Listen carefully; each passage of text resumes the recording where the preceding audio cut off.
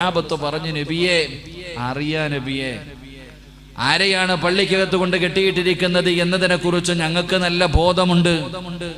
അല്ലാഹുവിന്റെ പ്രവാചകൻ സല്ലല്ലാഹു അലൈഹി വസല്ലമ തങ്ങളോട് സ്വഹാബത്ത് അവിടെന്ന് പറഞ്ഞു കൊടുക്കുകയാണ്, ആരെയാണ് പള്ളിക്കകത്ത് കൊണ്ടിട്ടിരിക്കുന്നതെന്ന് ഞങ്ങൾക്ക് നല്ല അറിവുണ്ട് നബിയേ. അല്ലാഹുവിന്റെ പ്രവാചകൻ സല്ലല്ലാഹു അലൈഹി വസല്ലമ തങ്ങൾ നോക്കുമ്പോൾ ആരാണ് പള്ളിക്കകത്ത് കിടക്കുന്നതെന്നറിയുമോ? സുമാമത്ത് ഇബ്നു ഉസാൽ എന്ന് പറയുന്ന മനുഷ്യനാണ്. ആരാണ് സുമാമത്ത് ഇബ്നു ഉസാൽ എന്നറിയുമോ? ഒരുപാട് സ്വഹാബാക്കളെ കൊന്നുകളഞ്ഞവനാണ്. ഇസ്ലാമിന് വലിയ ഒരുപാട് നഷ്ടങ്ങൾ വരുത്തിയവരാണ്. മുസ്ലിമീങ്ങൾക്ക് ഒരുപാട് പ്രയാസമുണ്ടാക്കിയവനാണ് സുമാമത്ത് ഇബ്നു ഉസാൽ എന്ന് പറയുന്ന മനുഷ്യനുണ്ടല്ലോ. അവനെ സ്വഹാബികളതാ പിടിച്ചുകൊണ്ട് വന്നിരിക്കുകയാണ്. അവനെ കൊണ്ടുവന്ന് പള്ളിക്കകത്തിട്ടിരിക്കുകയാണ്. അല്ലാഹുവിന്റെ പ്രവാചകൻ വന്നിട്ട് തീരുമാനം പറയുമ്പോൾ കൊല്ലുന്നതിന് വേണ്ടി സഹാബത്ത് മുഴുവനും അതാ കാത്തു നിൽക്കുമ്പോൾ അല്ലാഹുവിന്റെ പ്രവാചകൻ സല്ലല്ലാഹു അലൈഹി വസല്ലമ തങ്ങൾ ചോദിക്കുന്നു, സ്വഹാബ, സുമാമയെ നിങ്ങൾക്കറിയില്ലേ സ്വഹാബ? അവിടെന്ന് പറയുന്നു, യാ റസൂലല്ലാഹ്, അല്ലാഹുവിന്റെ നബിയേ, ഞങ്ങളുടെ കൂട്ടുകാരെ പലരെയും ഇവന് കൊന്നവനാണ്. ഇവൻ ഇസ്ലാമിന്റെ ശത്രുവാണ്. ഒരുപാട് നാശനഷ്ടം വരുത്തിയവനാണ്. അതുകൊണ്ട് അല്ലാഹുവിന്റെ പ്രവാചകന്റെ മുഖത്തേക്ക് നോക്കിയിട്ട് സ്വഹാബത്ത് നിൽക്കുമ്പോ അല്ലാഹുവിന്റെ പ്രവാചകൻ അവിടെന്ന് പറഞ്ഞു, സ്വഹാബ, സുമാമയുടെ കൈകാലുകൾ അഴിച്ചു വിട് സഹാബ. പള്ളിക്കകത്ത് കിടക്കുന്ന സുമാമത്ത് ഇബ്നു ഉസാൽ എന്ന് പറയുന്ന മനുഷ്യനുണ്ടല്ലോ, ആ മനുഷ്യന്റെ കൈകാലുകൾ അടിച്ചിടാൻ കയറ് കെട്ടിയിരുന്ന കയറുകൾ അഴിച്ചു കളയാൻ പ്രവാചകൻ അവിടെന്ന് പറയുകയാണ്. അല്ലാഹുവിന്റെ പ്രവാചകൻ ഇത് പറയുമ്പോ സ്വഹാബികൾ ഉറകിലിങ്ങനെ അതാ കിടക്കുന്ന വാളിലിങ്ങനെ കൈവച്ചിരിക്കുകയാണ്. പ്രവാചകന് കൊല്ലാൻ പറഞ്ഞാൽ ആദ്യം എനിക്ക് കൊല്ലണമെന്ന് കരുതിയിട്ട്, കാരണം അത്രയ്ക്ക് ഇസ്ലാമിന് ദ്രോഹം ചെയ്തവനാണ്, മുസ്ലിമീങ്ങൾക്ക് ദ്രോഹം ചെയ്തവനാണ്. പടച്ചവനെ അതാ പ്രവാചകനതാ കൊല്ലാൻ പറയുമെന്ന് കരുതിയിട്ട് എല്ലാവരും തന്റെ പുറകിൽ കിടക്കുന്ന വാളിലേക്ക് കൈവച്ചിട്ട് സ്വഹാബികൾ ഇങ്ങനെ നോക്കി നിൽക്കുമ്പോ അല്ലാഹുവിന്റെ പ്രവാചകൻ പറയുന്നു, സ്വഹാബ, സുമാമത്ത് ഇബ്നു ഉസാലിനെ നിങ്ങൾ ആരും തൊട്ടുപോകരുത്. ഈ മനുഷ്യനെ നിങ്ങൾ ആരും ഉപദ്രവിച്ചു പോകരുത്. ഈ മനുഷ്യന് കഴിക്കാനുള്ള ഭക്ഷണം നിങ്ങൾ കൊടുക്കണം. അല്ലാഹുവിന്റെ പ്രവാചകൻ പറയുകയാ, നിങ്ങൾ കഴിക്കാൻ ഭക്ഷണം കൊടുക്കണം. എന്നിട്ട് അത് മാത്രമല്ല, രാവിലെയും വൈകിട്ടും കുടിക്കാൻ ഒട്ടകത്തിന്റെ പാല് കൊടുക്കണേ സഹാബ. അല്ലാഹുവിന്റെ പ്രവാചകൻ അവിടെന്ന് പറഞ്ഞു കൊടുക്കുകയാ, ഇസ്ലാമിന്റെ ഏറ്റവും വലിയ ശത്രുവായ ഒരു മനുഷ്യനെ പിടിച്ചു കൊണ്ടുവന്ന പ്രവാചകന്റെ മുന്നിലേക്ക് കൊണ്ടുവന്നപ്പോൾ അവനെ കൊല്ലാനല്ല പറഞ്ഞു കൊടുത്തത്, അവന്റെ കൈകാലുകൾ അടിച്ചു വിട്. ആ മനുഷ്യനെ നിങ്ങൾ തൊടാൻ പാടില്ല. ആ മനുഷ്യനെ നിങ്ങൾ ഉപദ്രവിക്കാൻ പാടില്ല. ആ മനുഷ്യന് വേദനയുണ്ടാക്കുന്ന ഒരു വാക്ക് പോലും നിങ്ങൾ പറയാൻ പാടില്ല. സഹാബ, കഴിക്കാൻ ഭക്ഷണം കൊടുക്കണം. അതുമാത്രമല്ല, രാവിലെയും വൈകിട്ടും കുടിക്കാൻ ഒട്ടകത്തിന്റെ പാല് കൊണ്ടുവന്ന് കൊടുക്കണേ സഹാബ. അല്ലാഹുവിന്റെ പ്രവാചകൻ അവിടെന്ന് പറയുകയാണ്. സ്വഹാബികളൊന്നും മിണ്ടിയില്ല. അവരുടെ മനസ്സിന്റെ ഉള്ളിൽ അമർഷമുണ്ടെങ്കിലും അവന് വെളിയിൽ കാണിച്ചില്ല. കാരണം മുത്തുനബിയാണ് പറയുന്നത്. അവസാനം എന്റെ പ്രിയമുള്ളവരെ, അല്ലാഹുവിന്റെ പ്രവാചകൻ അവിടെന്ന് വെറുതെ വിടാൻ പറഞ്ഞു. ആ മനുഷ്യനെ പള്ളിയുടെ മൂലയിൽ തന്നെ ഇരിക്കുകയാണ്. അല്ലാഹുവിന്റെ പ്രവാചകൻ അവിടെന്ന് ചോദിക്കുന്നു, സുമാമ, നീ ഞങ്ങളുടെ കൂടെ നിനക്കൊന്ന് കൂടിക്കൂടെ? ആ സമയത്ത് ആ മനുഷ്യൻ പറഞ്ഞു, മുഹമ്മദ്, എനിക്ക് ലോകത്ത് ഏറ്റവും കൂടുതൽ വെറുപ്പ് നിന്നെയാണ് മുഹമ്മദ്. എനിക്ക് ഏറ്റവും കൂടുതൽ വെറുപ്പ് നിന്നോടും നിന്റെ നാടിനോടുമാണ്. അല്ലാഹുവിന്റെ പ്രവാചകനൊന്നും മിണ്ടിയില്ല.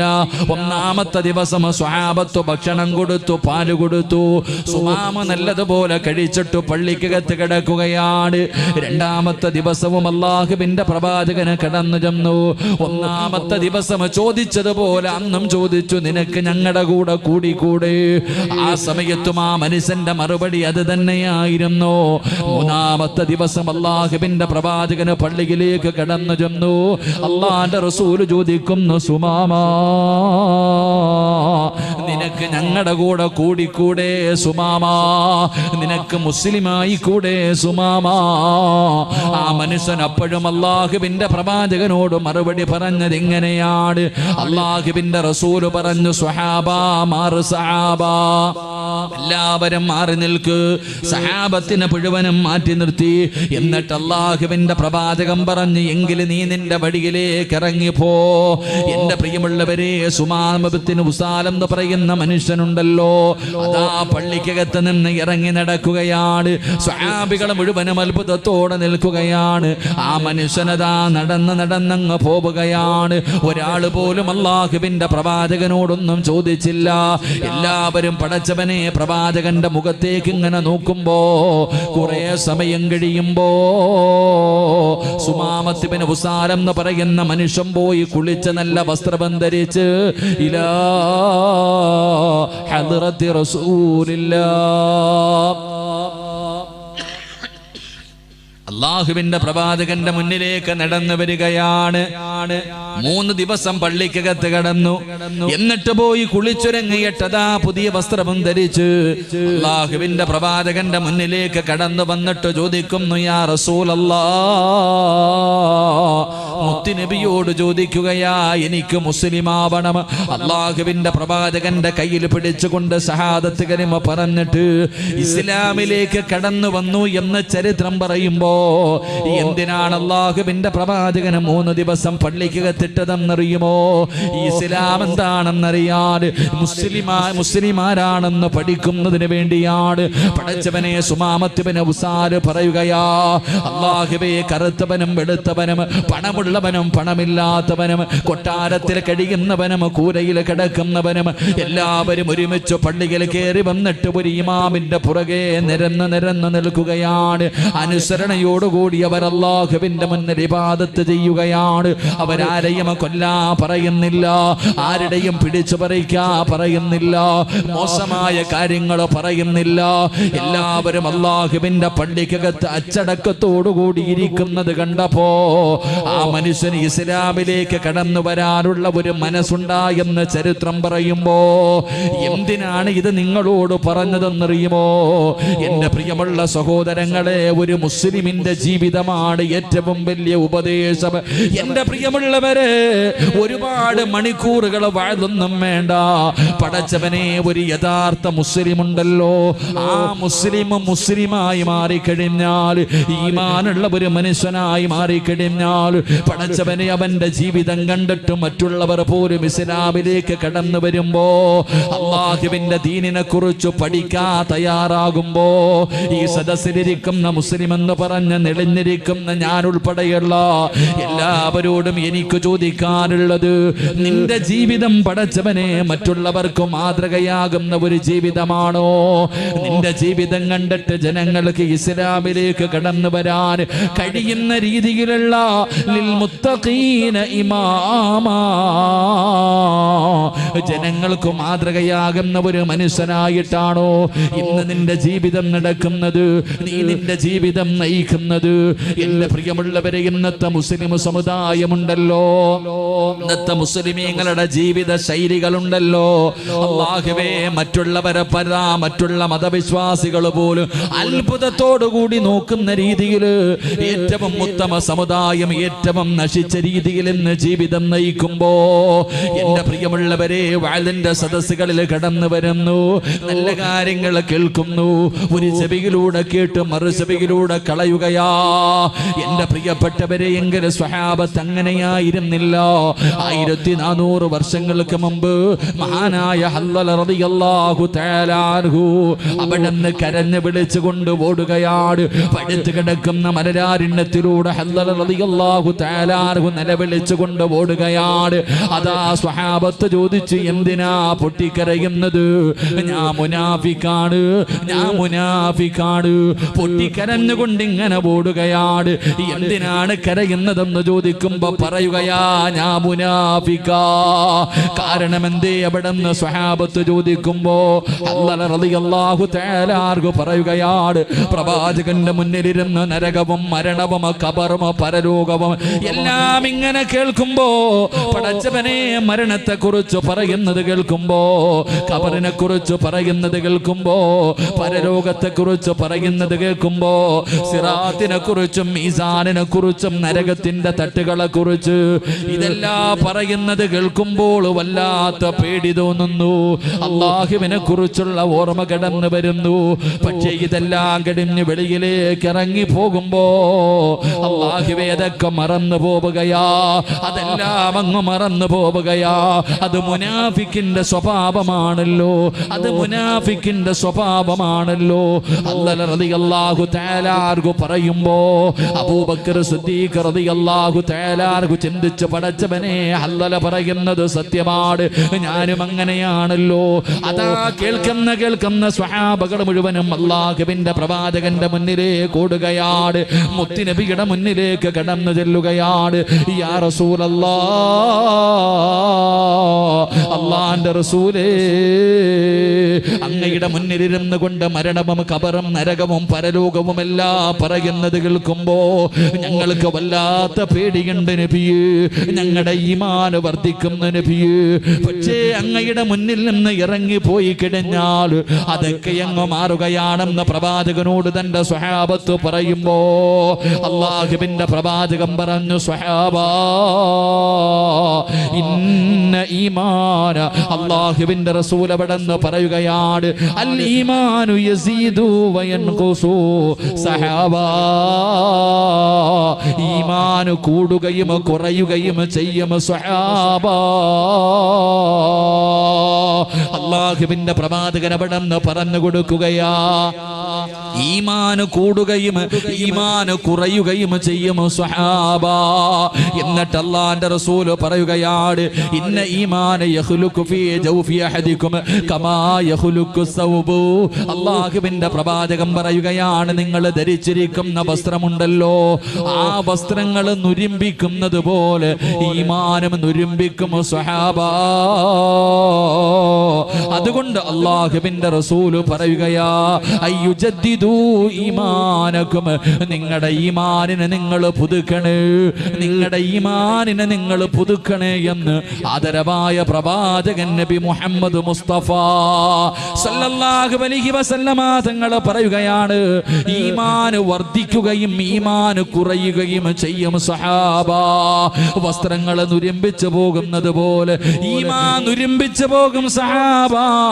അതുകൊണ്ട് ഇടയ്ക്കിടയ്ക്ക് നിങ്ങളുടെ ഈമാനിനെ നിങ്ങളൊന്ന് പുതുക്കണേ എന്ന് നബി മുഹമ്മദ് മുസ്തഫ സല്ലല്ലാഹു അലൈഹി വസല്ലമ തങ്ങൾ പറയുകയാ, ഈമാൻ കൂടുകയും ചെയ്യും കുറയുകയും ചെയ്യും. ചില സമയത്ത് ഈമാൻ കൂടും, ചില സമയത്ത് കുറയും. അതുകൊണ്ട് ഇടയ്ക്കിടയ്ക്കിടയ്ക്ക് ഒന്ന് ഈമാനിനെ പുതുക്കി കൊടുക്കണമെന്ന് നബിയുനാ റസൂലുള്ളാഹി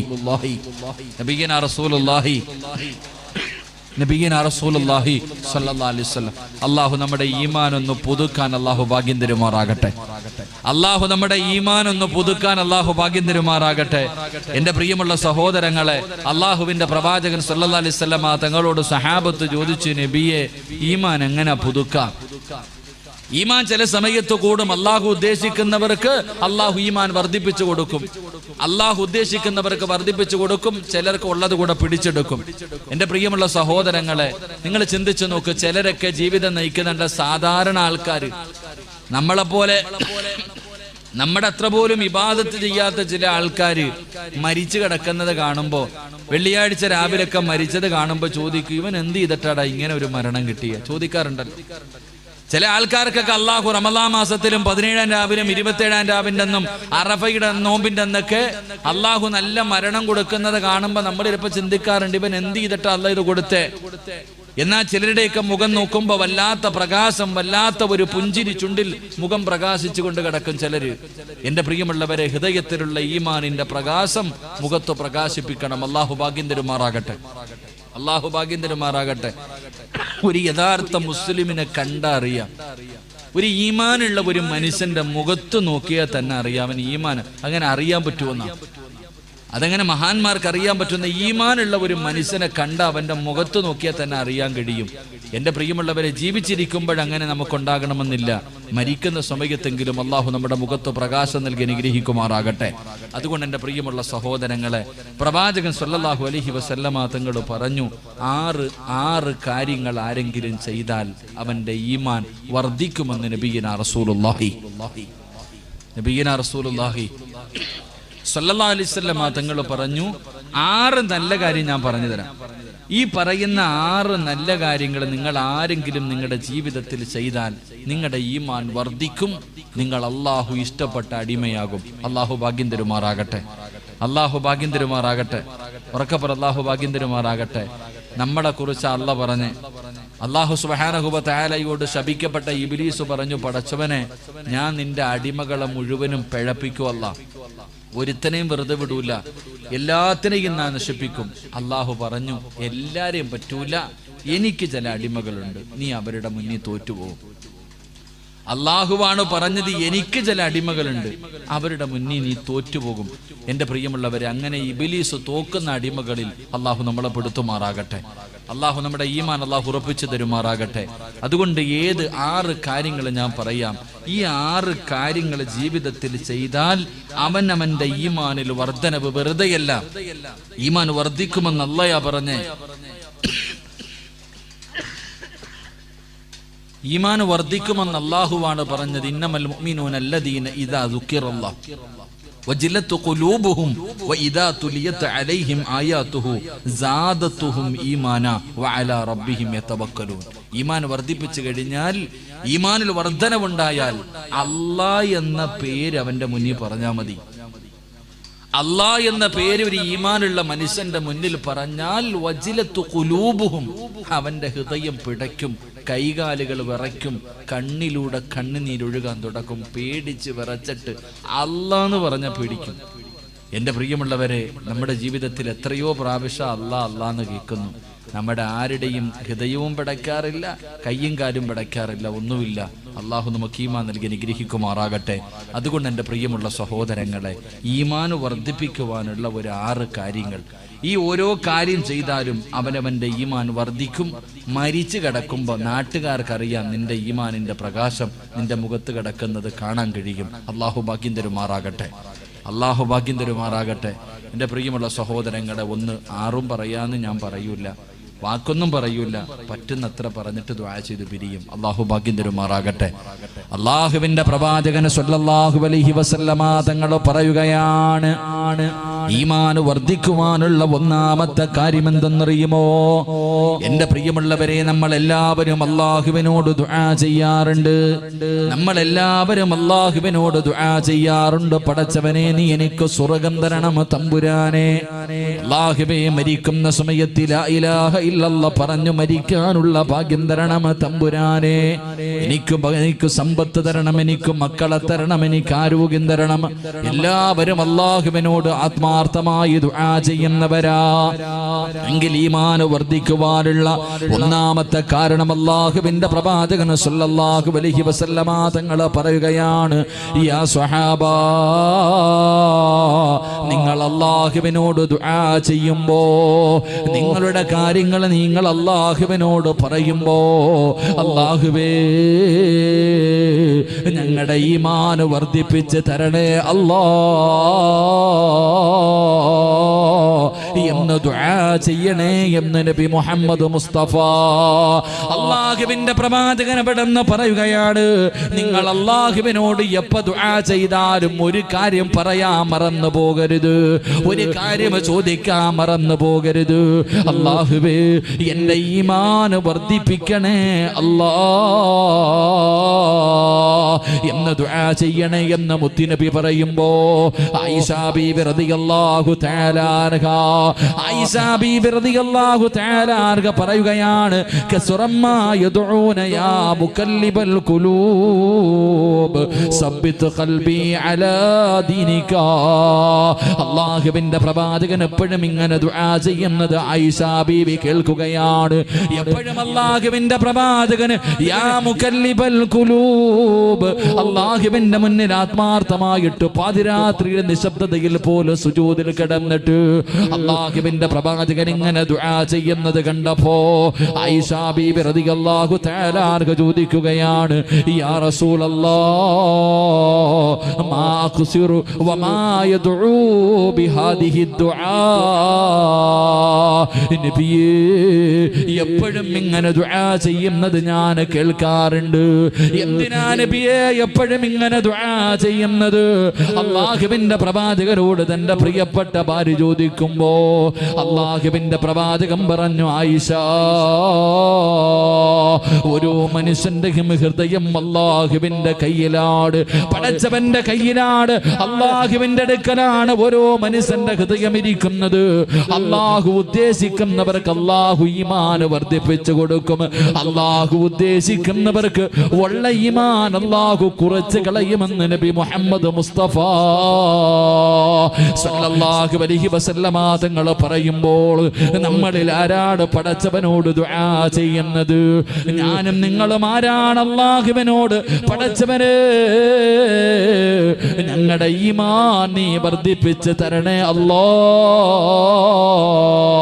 എല്ലാവരും സമ്പത്തിൽ വർധനവിന് വേണ്ടിയാ, ആരോഗ്യത്തിൽ വർധനവിന് വേണ്ടിയാ, ആയുസ്സിൽ വർധനവിന് വേണ്ടിയാ എല്ലാ കൂട്ടിത്തരണേ എന്ന് ചോദിക്കുന്ന മുസ്ലിമേ, നീ ഈമാനെന്ന് അല്ലാഹുവേ ഞങ്ങളുടെ ഈമാനെന്ന് വർദ്ധിപ്പിച്ചു തരണേ എന്ന് ദുആ ചെയ്യുന്ന എത്ര പേരാ ഉള്ളത്?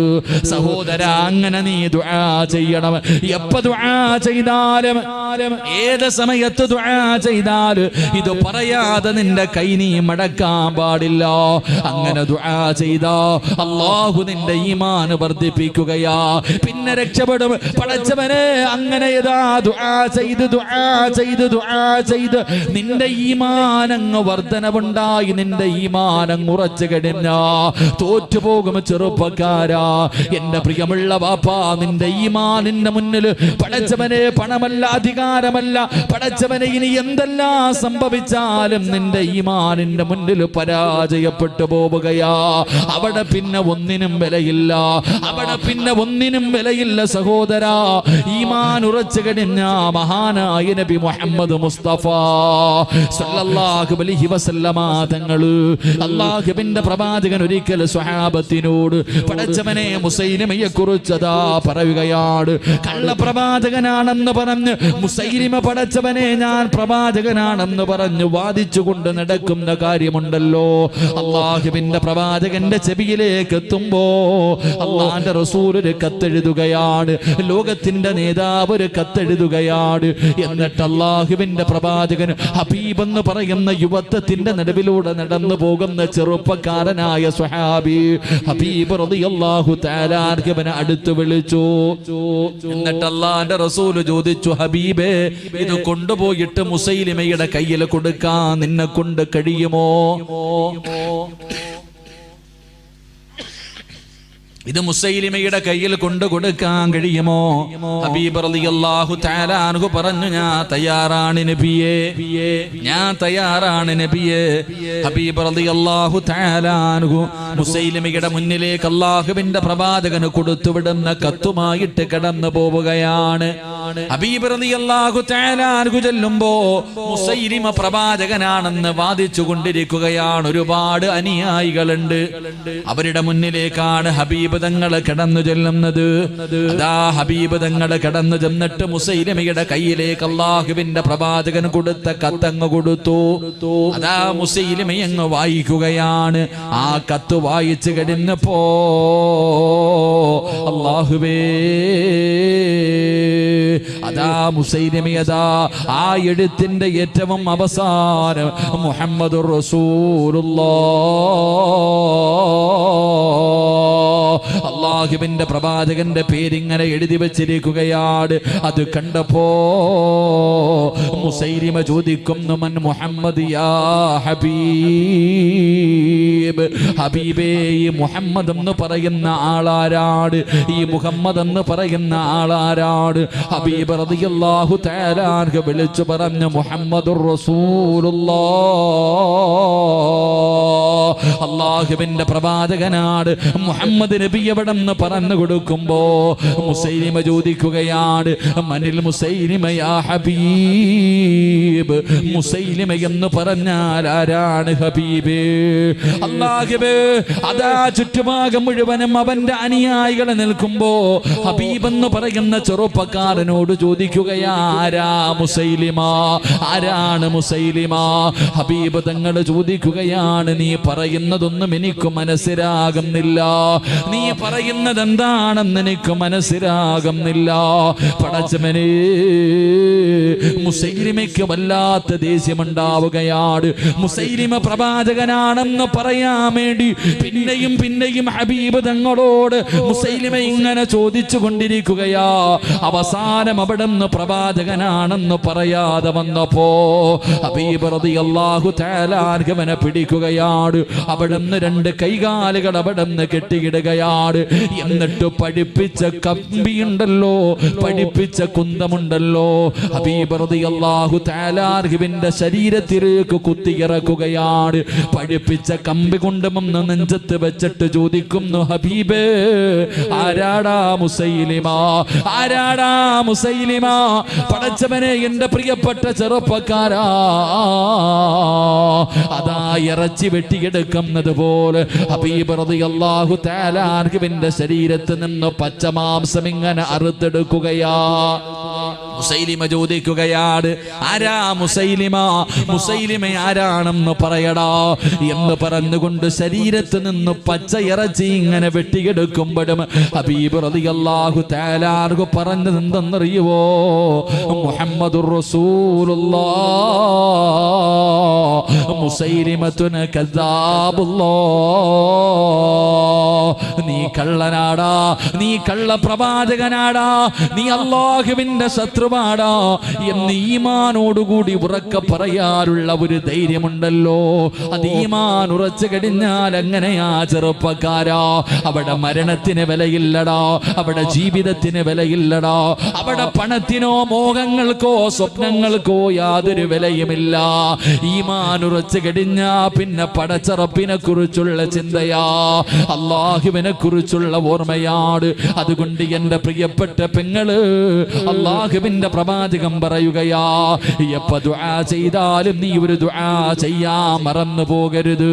റബ്ബനാ ലാ തുസിഅ ഖുലൂബനാ ബഅദ ഇദ് ഹദൈതനാ വഹബ് ലനാ മിൻ ലദുൻക റഹ്മാ. അല്ലാഹുവിന്റെ പ്രവാചകൻ എപ്പോഴും ദുആ ചെയ്യുമായിരുന്നു.